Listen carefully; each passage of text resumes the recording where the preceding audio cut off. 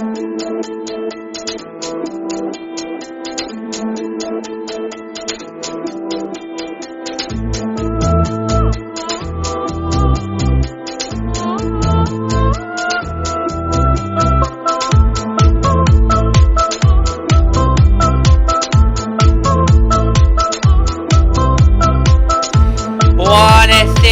welcome to the Living Hockey Show brought to you by Puff Brain Podcast. We've featured our final roster.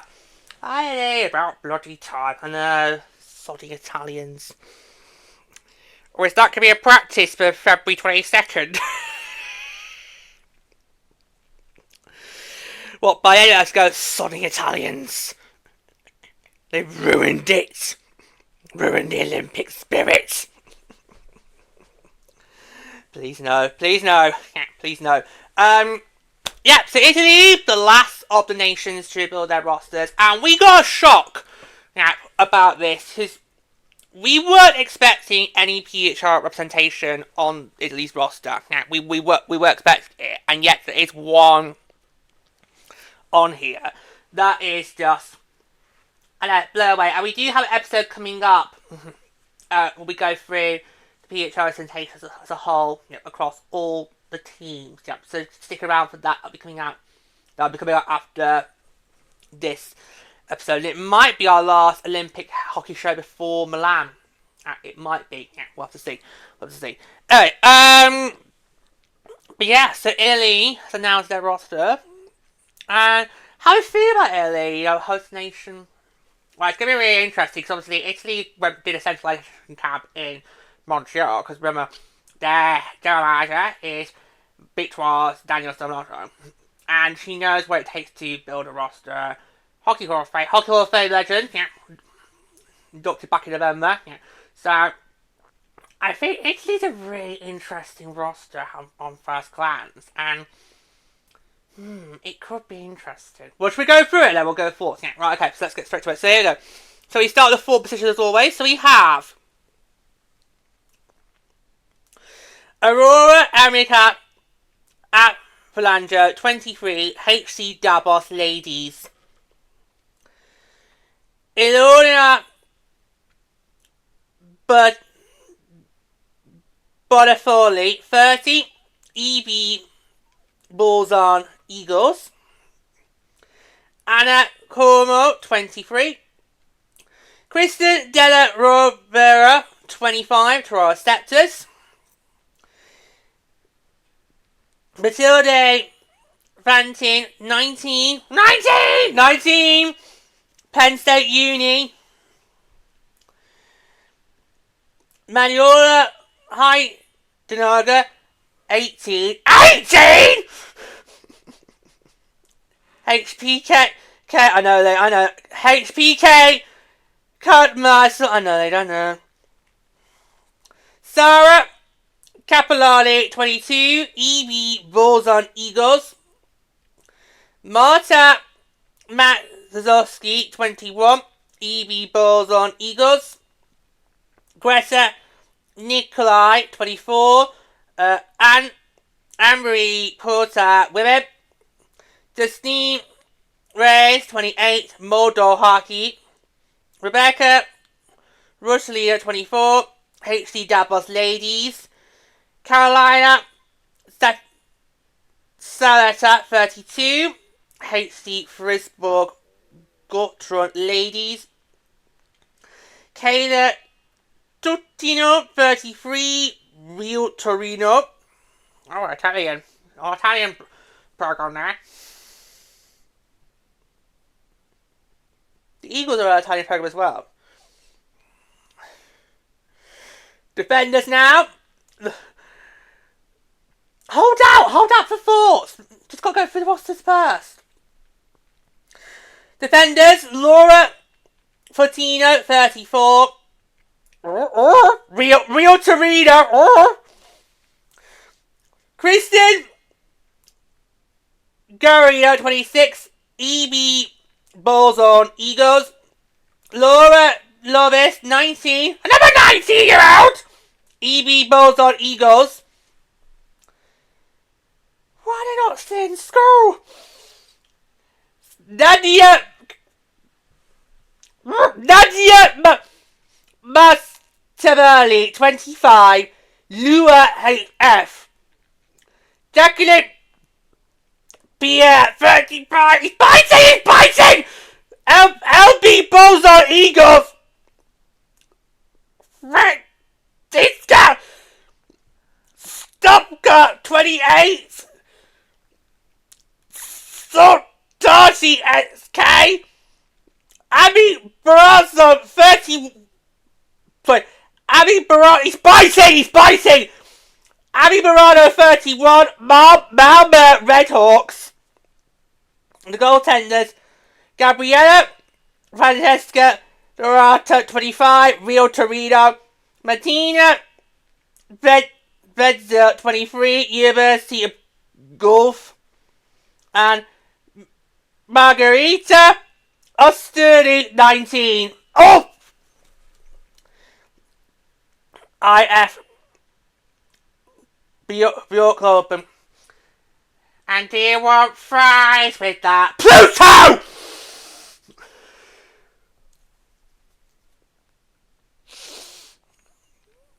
Head coach Stephanie Perla. Oh, for God. Right, yeah, so I'm straight away, I'm already noticing you're not pleased with the youths in there. How many under 20s did you read out there? Oh, no, because some of them, like, right? They should be still in school. They should still be in school. Like, this roster is basically a pick and mix. You can't say that! No, you can't say that! Pluto! That's offensive.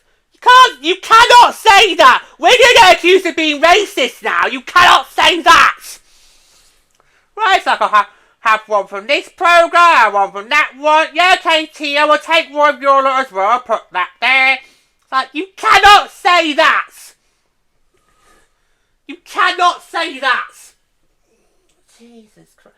You can tell we've reached the last of the rosters when Wallabers now goes full on over the mark. I think he went over the mark a few rosters ago. It's like, I just feel like, look, Italy is not well known for ice hockey. There's a lot of European countries that are not well known for ice hockey. Italy's one of them, and France is another one of them, and also GB is one of them. You're never going to see a GB team in the Olympics. Just put that out. You're not going to see that. Okay, so Italy's not well known for ice hockey. And yet, unlike us, it's in a position where it can bid for the games. I don't know. There again, last time we were in China, they had no real snow. Oh, I can't wait to hit. I'm going to be looking forward to allow me to go. The broadcast go, oh look, it's snowing! And this time we don't have to shout, oh, it's artificial. But it just feels like they've gone for various. It almost looks like there's a clear identity for me of Italy's roster. It's just gone, we'll go for this one, that one. Okay.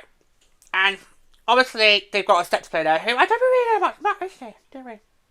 No, it is. Hold on, I'll read it again for you guys. It is.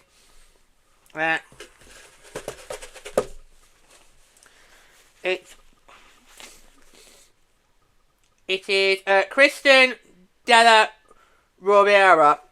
I'll tell you what, we'll look up who she is, because, yeah, I don't think that. But again, when you are on a roster like the Sceptres, you've got all these star power, like Malte, Fast, Watts, Turbo, Kirk. You're going to struggle to make a name for yourself. So,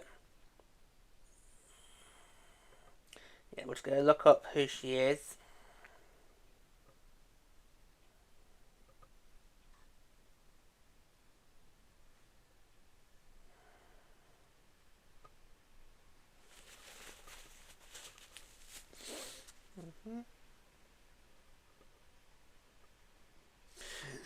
So she's Italian-Canadian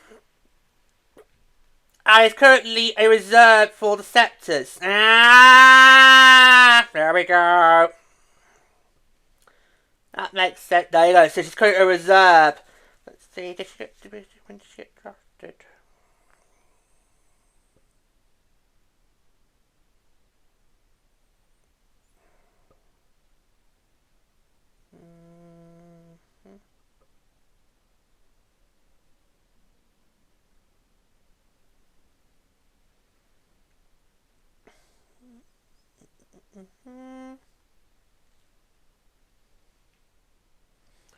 Yeah, so she's currently reserved, so that's why I'm not that familiar with her. But never mind. Never mind.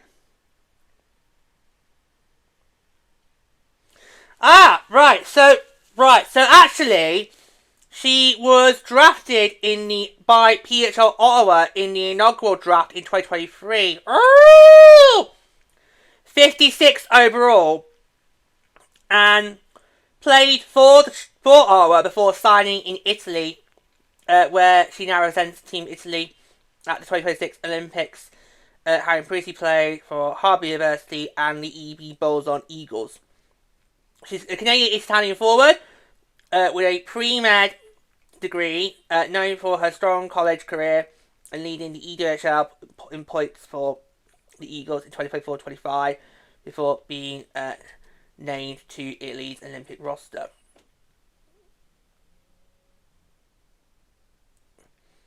But she is currently a reserve for the Toronto Sceptres, but has focused on her Olympic dreams with Italy. Okay. I am going to now also bring up Italy's track record. So if you two are going for... I'll go there. We've not heard from you yet, and I'm going to get Italy's record up. Yeah. I actually think Italy has a very interesting roster, because I think the program is an interesting program, because obviously you've got Quebec written all over it. Yeah. With their GM... Yeah, and their coach, who of course both Quebec natives. So they know what they're doing. Yeah. And trying to say Italy's coach does actually... I actually have got confidence in Italy's coach, by the way, because actually he has got experience with his game, so I've got very high confidence with Italy's coach. So I've got no problems there. So carry on. Yeah. So you know these two, they're very capable in what... No, stand up for it. They're both capable of what they're doing. They know the game, so you've got no problems there. It's just a question for me is chemistry. That's the question I got with this roster. Can this roster, form the chemistry they need to gel well as a team and just go for it and try and make a good, decent run? Because you just don't know what's going to happen with Group B. Obviously everyone's going to expect Sweden to do well. There's a question, Japan most likely will get through. There's a question about that third spot. Because Germany's really not up to par. No, Germany's not really up to scratch, so that could be interesting. But I do on paper like this. Look, the Bolzon Eagles, there's a lot of representation there, so that's must be a good program to get a lot of good representation there. But I don't have a problem with various programs being represented because you want that good variety. Yeah, you don't always be all just from one program. Yeah, you need that flavour. You need that variety. Well, right, I have their record. So, Italy have only been in one previous Olympics. Was that the year when it hosted 2006? Pluto! Fuck off.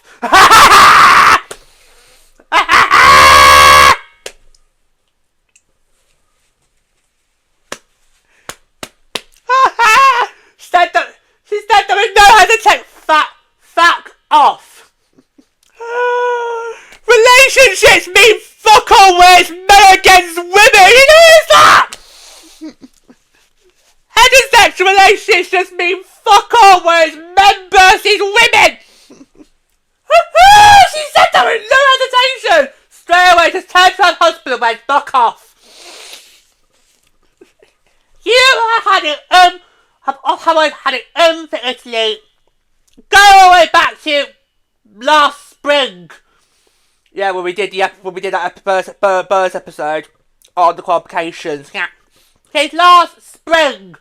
You say, I don't think they should be in there because they've got the host team. Yeah, Plur did say that he thinks that the host team should not be automatically qualified for the events. So we'll park that So we'll park that and clip that whenever GB gets host of Summer Olympics. Alright, so, we'll see if you feel like that. But yes, the only previous time Italy had been in the Games was, of course, in 2006, when it was hosted in Torino, and they finished in 8th place. There you go. What about World Championships, George? Can we look at that? Yes, we could go between my involvement with the women's game in 2010. So 2011 finished in 17th place, 4th in Division 2. 2012 finished in 20th place, 6th in Division 1B. 2013 finished in 22nd place, 2nd in Division 2A. 2014 finished 21st place, 1st in Division 1A. Sorry, Division 2A, because these are the Roman numerals, so I'm getting confused. I'll do that again. So 2014 finished in 21st place, 1st in Division 2A. In 2015 finished in 19th place, 5th in Division 1B. 2016 finished in 18th place, 4th in Division 1B. 2017 finished in 19th place, 5th in Division 1B. 2018, we're still doing 2018! And 2014 does here. Lower divisions. Of course, lower divisions. I think the lower divisions still did host World Championships in Olympic years. Okay, right, yeah. We both done, yeah. So 2018 finished 16th place, 1st in Division 1B, and got promoted to Division 1A. But the following year got relegated. They finished in 2019 finished 16th place, 6th in Division 1A, got relegated back down to Division 1B. And then in 2022 finished in 18th place, 3rd in Division 1B. 2023 finished in 19th place, 3rd in Division 1B. 2024 finished in 19th place, 3rd in Division 1B. 2025 finished in 17th place, 1st in Division 1B, promoted to Division 1A, where they'll have a chance to potentially get promoted to the top tier for 2027. Yeah, so mixed bag, but it just shows you how Italy is not a well-known hockey nation, so that's why they haven't really had that much success in these tournaments. But yeah, so yeah, but can you maybe try and qualify for a year where you're not hosting a tournament? Pluto! We're just saying. Can we simple him? Don't what? Three strikes and you're out. You've had 2. I think I've had 1. Don't argue. What do you make it, George? I think this is a really strong roster. I actually do quite like the look of Italy's roster, and I do like the fact that also they went for a centralisation camp, which is something that obviously centralisation used to be a thing. I think I've never not got time to do it now because we are literally at the tail end of the build-up. But I think maybe after Milan we should maybe do a video on centralisation. Yeah, I just explained to the boys and girls, what it was. Yeah, I mean it is still a thing for some nations, but obviously for the US and Canada, it's no longer going to be a thing because obviously we now have the PH out, which means we can have women's hockey all year in, year out.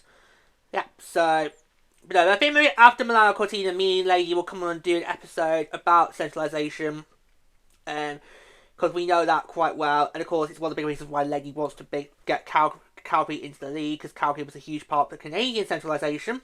Yeah, so I'm going to do that after Milan Cortina. Yeah, we'll do an episode on that. Yeah, so we'll do that. Yeah.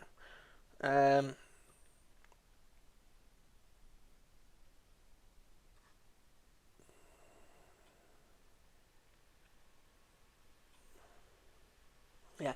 Can I remind you, the graphic did a misprint. The graphic has put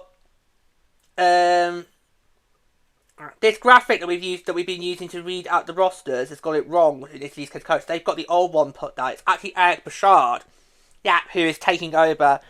But I think I think Poirier is staying on as assistant. Well, why did they then not... Oh, God. Right.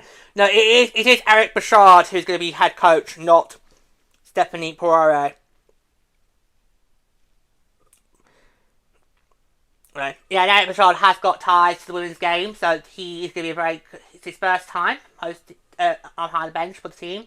I think he's going to do well. I think he's going to do quite well, because obviously he has got connections to the women's game. He's familiar with the women's game. I've not got a problem with that. And I wouldn't be too surprised if, say, Italy was to cause a bit of a shock result, because I'm not confident in Germany. You're not confident in Germany. Germany, I think, could be the key to whether or not Italy sneaks through to the quarterfinals. Because France have said that's their aim, and I'm not convinced France could do that. But do you think Italy could? I think it's right. I think if Italy plays well, then I think they could over the likes of over Germany. Because I'm just not confident in Germany. I just, so I kind of feel like Italy, they could potentially sneak in. I mean, you never know, because obviously it's the top 3 in Group B who will join all of Group A in the quarterfinals. And if Italy plays their cards right, they could potentially somehow sneak in. And I wouldn't mind that, because I think Italy's made all the right moves to at least try and go out there and really impress the home crowd. Yeah, it's going to be that. I think isn't their first game against France? Yes. Opening day. Okay, opening day, yeah. So that's probably a nice, good match to start for Italy, because you don't have to worry about facing the likes of maybe Sweden or Japan.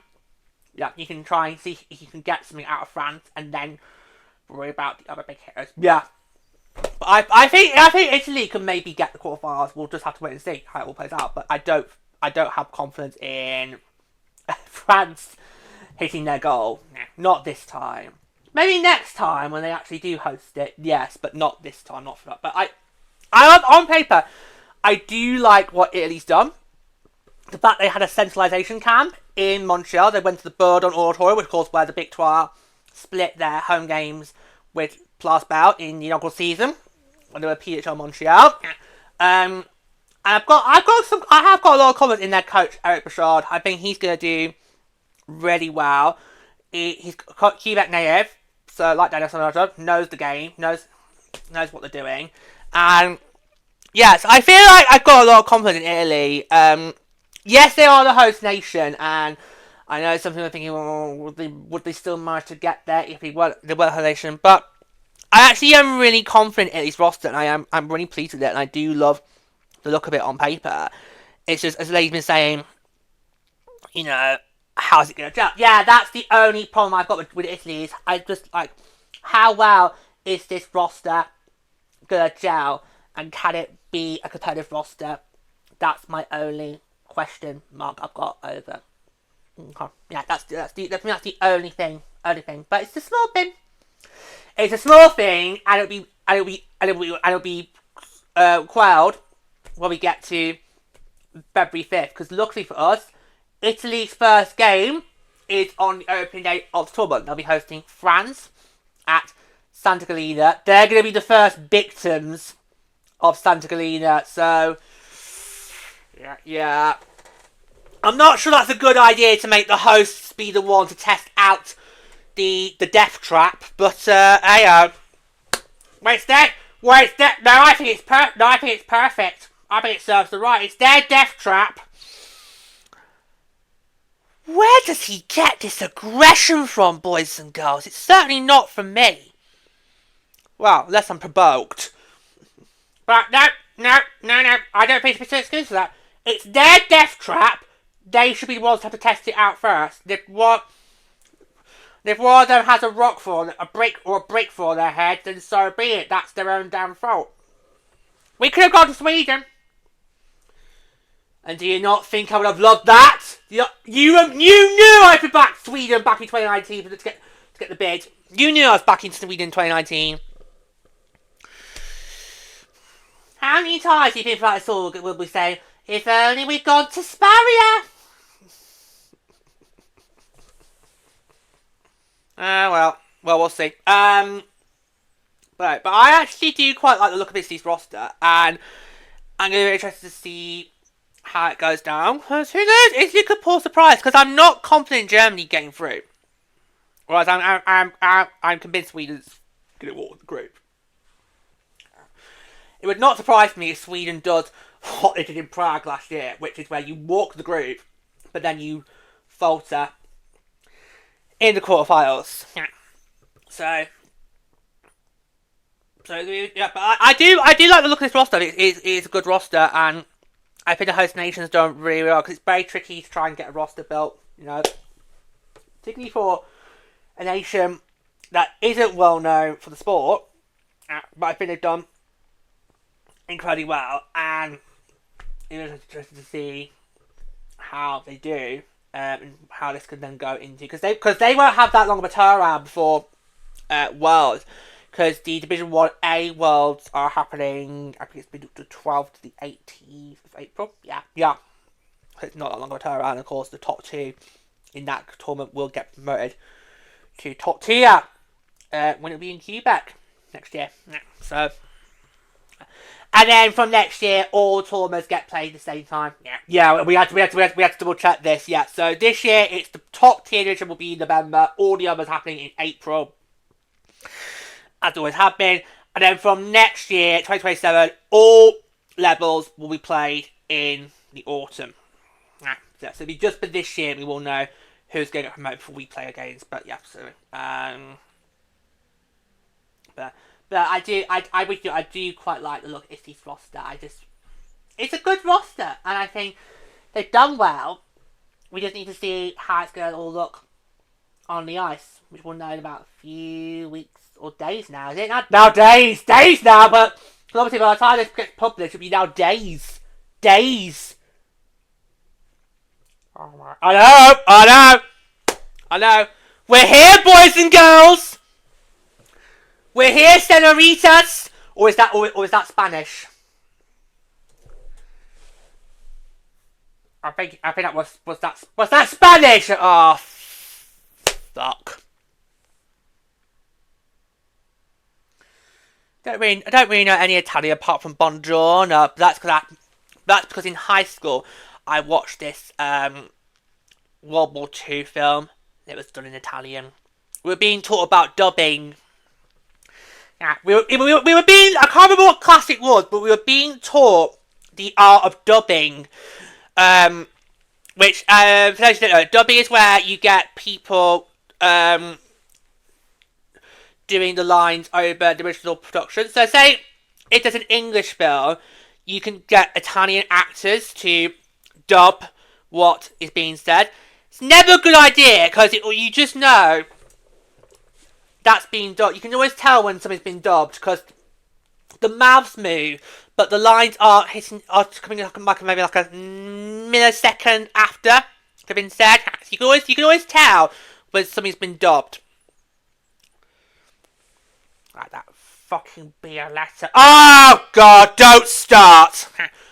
Don't start. That was Spanish, no? That was Spanish. I thought that was Italian. No, it wasn't. They were definitely Spanish.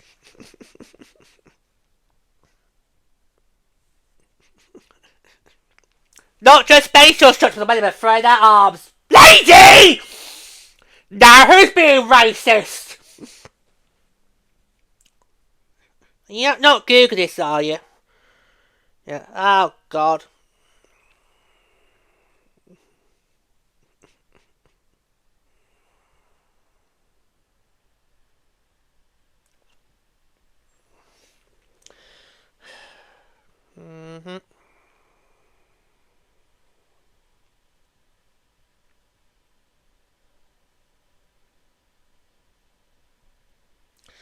God, there made over 240 episodes of that tripe.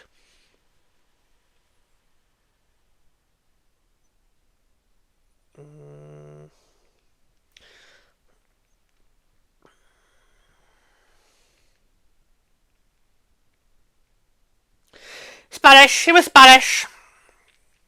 Yeah. But I remember in high school we watched this film set during World War II. It was done in Italian, but it was basically for us to learn the art of dubbing. So imagine how that went down a treat. I remember you coming back home, you slagged it off. Well, I just didn't think it was a good story. The dubbing was the problem. It was the story as a whole that I had the problem with. So it's just like, well, it was set in a concentration camp as well. So you just knew it was not. So you just knew you're not gonna have a lovely time. You just knew. You just knew. Like how the boy in the striped pajamas is not a lovely time. Oh, I watched that! I watched that in high school. Yeah. The ending! I spotted that a mile away. I knew that was coming. I knew that was coming. Yeah, it's not a nice film, that one. Not a nice film. I think the ending of that was supposed to be a big shock factor, but because we all know the horrors of World War II, you could just see what was coming. But it served them right because the kid was the son of Germans. Yeah. Oh yeah. It was this German kid whose parents were involved with the Nazi army. I think the dad was was either a lieutenant or a general in the Nazi regime, and his son, because where they were staying was near the concentration camp. It was near the concentration camp, and their son befriended one of the Jews in the concentration camp, and he sneaks in, and towards the end of the film, all the boys get caught into what they think is supposed to be a shower room. They have to strip off, and then the camera pans out of the room, and we all know what's happening next, which is then basically, so they all get gassed, while the German kid's dad is looking through because he's realised what's happened. His son's in there, and I remember the end of that thinking, oh, that's actually right. Well, no, I initially was, because I could see what was happening. I clocked it. I was about 15. What year is this? Year 9. So it was about 15, 16. No, 15! No, 15! Sorry, 15. I was 15 in year 9. 15. I was 15. I knew it was coming. And so what I was initially like, ooh! I can't believe I got shown that. But therefore, you know what? No, Sergio's right. Sergio's right. Yeah. I can't remember what the Italian film was called that we saw. I can't remember what it was called. I just remember that I did in high school. Did watch a film in Italian. It was set during World War II. It was in a concentration camp, and I just remember coming back home thinking, well, that was rubbish. Then again, where's everybody come home from watching a film set in a concentration camp for? Oh, that was a lovely film. Can't wait to stream that on Netflix. yeah, it was just no. But I'm really glad for Italy's roster, so I'm really looking forward to seeing how they do, and hopefully they get to the quarterfinals. Any final thoughts?